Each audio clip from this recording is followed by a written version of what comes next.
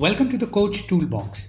I'm your host, Dr. Ajay Nangalia, a leadership coach and counselor. This channel supports your professional and personal development as a leader with research-based and practice-focused learning. And we bring you the best career and life advice from guests who've been there and done that successfully. And now, our session today. Hi, welcome to our conversation today. And today we're going to talk about how we can support our clients boost their self-confidence. And the good bit is we can use some of these ideas to boost our own self-confidence. And the context that I'm talking about, especially when we are starting a new project or a new personal change project or getting into something that we have not tried before, then not only our client, but even we can do with a boost of self-confidence. So today's conversation is about that. So whether you're a team leader, parent, executive coach, or a fitness coach, you can use these insights to support your stakeholders and yourself. Now, actually, the self-efficacy is the term which is technically correct, and self-confidence is the term we use in our day-to-day conversations. Because you see, self-efficacy is that, according to research, is the degree to which an individual believes that he or she can successfully perform a given behavior.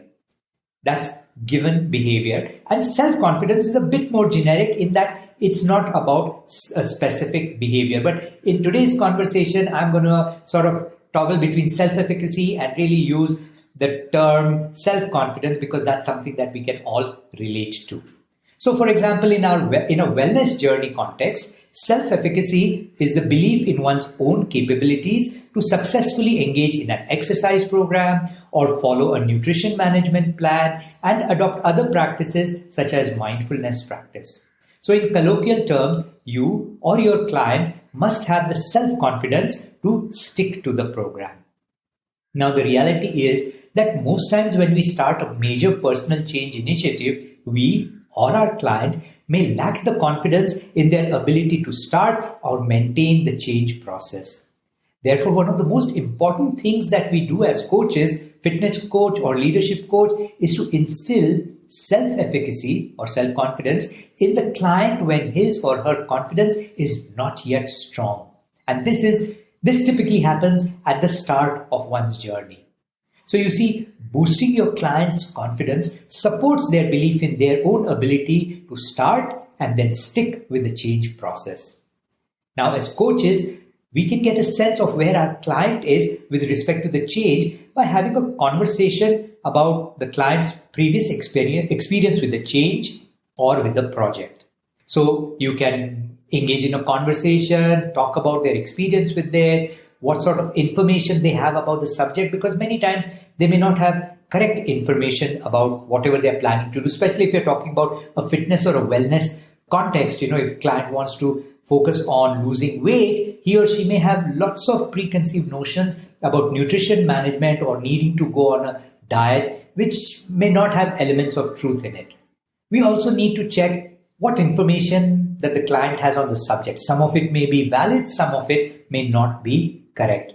We need to figure out their expectations and concerns about the project or the journey that they are about to start, how they're feeling about it, and what are some of the potential barriers that they foresee, which will perhaps get into the way of adhering to the program. So these elements, talking about their previous experience, what sort of information do they have about the subject, what are their expectations and concerns about the project, how they are feeling about it, and what potential barriers they are likely to foresee will make a big difference in preparing the client to embark on the program. So this conversation around these points is essential to building trust and rapport with your client so that you get information for yourself as a coach on how best to adapt and change the program to suit your client. Now, with this awareness, you can then also motivate your client in the right way and help them build their self-confidence to start the project. So let's understand in a little bit more detail some strategies and tips that you can use as the coach.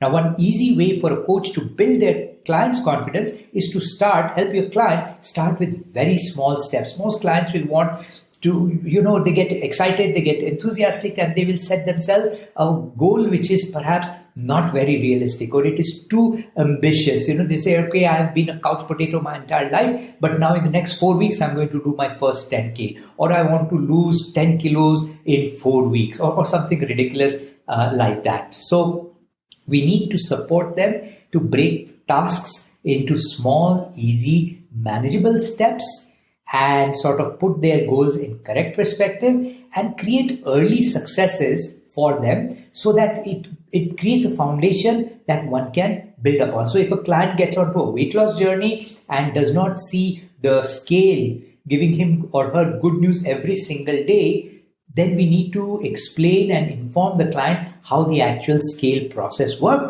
and perhaps that's not the best metrics for them. So we need to be able to support them, create early successes on a strong foundation. So research on this subject points to 6 strategies that you and I can use to build our clients' belief in their own ability to succeed. And I'd like to share a little bit about each of these strategies. Here are the strategies we can use to build our clients' self-confidence. Strategy number 1. Talk to them about their past performance experience. Talk to them, ask them about previous successes that they have had when they started off something new. What can they learn from it? How can they draw the strengths they have used somewhere else to succeed into this particular project? So help the client draw on their confidence, which may come from other areas. And most clients are successful at work or whatever project that they do. So in areas which are non-work related, we can help them draw confidence from those aspects. So number 1 is to help them focus on past performance experiences and draw from that. Number 2 is to share the experience of someone else who's been successful with this project. So it's called vicarious experience. Either share a story or a role model or give an example of others who have succeeded with this journey to encourage and build up the client's confidence that they too can do it. Ask the client who they know from their network who have done something similar or who are on a similar journey and doing well. What can they learn from that person's experience? How can they motivate? How can they use that experience to motivate themselves? So especially when clients are able to relate to somebody else who is similar to them, then they are able to draw confidence from somebody else's success, right? And from somebody else's journey. And so this is called vicarious experience. And it's important for us to be able to have examples to share with the client, or to help the client figure out examples which he or she can relate to. Because if the client can't relate to the example, it's hard to draw any confidence from that. Number 3, so we've spoken about past performance experience, we've spoken about vicarious experience. Number 3 is verbal persuasion. So verbal persuasion means encouraging the client, giving him positive feedback, sharing, success stories, whatever little steps that the client does to encourage them on an ongoing basis, perhaps support them through messages or through WhatsApp or email, send them material which really builds up the impact of what they are doing. So verbal persuasion is something that's so important. So many of us seek it as human beings, but many of us really don't get it. So if you're the coach, chances are very strong that the client will really be built up by the feedback and encouragement from you. And I'm talking about positive feedback, lots and lots of positive feedback. That's number 3, that's verbal persuasion. Number 4 is physiological state appraisal. So client may be feeling upset during the change process, or maybe feeling disappointed or disheartened. Client, perhaps has done 2 weeks of exercise or really has managed diet for this week, but the scale is not showing it. So in such cases, it's important for you to encourage the client to look at the disappointment as part of the learning process, help reframe the pain or soreness that they may be feeling in their body as messages that the body is saying that, oh, okay, we are doing something new. Help the client reframe and reevaluate what they're experiencing into something that's positive, that's moving them towards their long-term goals. So this is physiological state appraisal. The next is emotional state and mood appraisals. So it's important to understand that when a client is upbeat and positive about this change process, it's easier for them to adopt and adhere to the process. But if they are feeling upset or if they don't have positive energy around it, it's so much more difficult to stick to the process. So you and I as coaches, this is where we come in with our own positive energy. We share our energy, our dose we share with them. We can help them feel better about themselves by bringing in a positive, upbeat state. We can engage with them on looking at how they can learn from this experience, how they can become stronger from this experience, what are the benefits that they are going to experience, or what are the benefits that they have set for themselves, and therefore use this as a learning opportunity. And this will help them again get back on track in terms of a positive emotional experience. Finally, the last step that we can use is to help them imagine a positive future. So this is called imaginal experiences. We can ask the client to say, okay, what would it feel like when you actually do that first 10K or when you fit into your new clothes? So we can ask them to imagine what that experience will feel like. Draw energy, power from those imagined experiences of success, of future success. So that's something else that we can support our clients. So mix and match these 6 strategies to see what works. Some clients will be able to relate to some strategies more effectively than others. Adapt each of these to personalize it and really see what works for every client. Each client is different, and I encourage before we start some of this stuff with our clients, let's try it on ourselves and see how it works. So to summarize, it's important for the coach to support the development of the self-confidence of their client, especially when she or he starts off a personal change project in any area of life. And this is important because people with more self-confidence will choose more challenging tasks, or they will set goals and display a commitment to master those tasks. They will also put in their best effort to reach their goals and work even harder to overcome challenges as and when they will arise.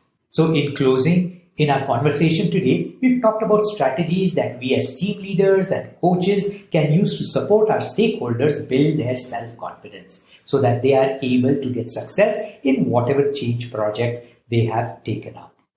There is another podcast on this channel on motivating team members and on self-motivation also. So do check out Executive Coach Toolbox and listen to these podcasts. These are just the 2 podcasts before this. So they all tie into personal change and how we can support ourselves, and as coaches or leaders, how we can support our stakeholders. So thank you for joining me today, and I look forward to catching up with you soon. Good luck. And that's it for today. Thank you for listening. Please connect with us on coachtoolbox@gmail.com. We'd love to hear from you. And don't forget to follow, subscribe, and review this channel.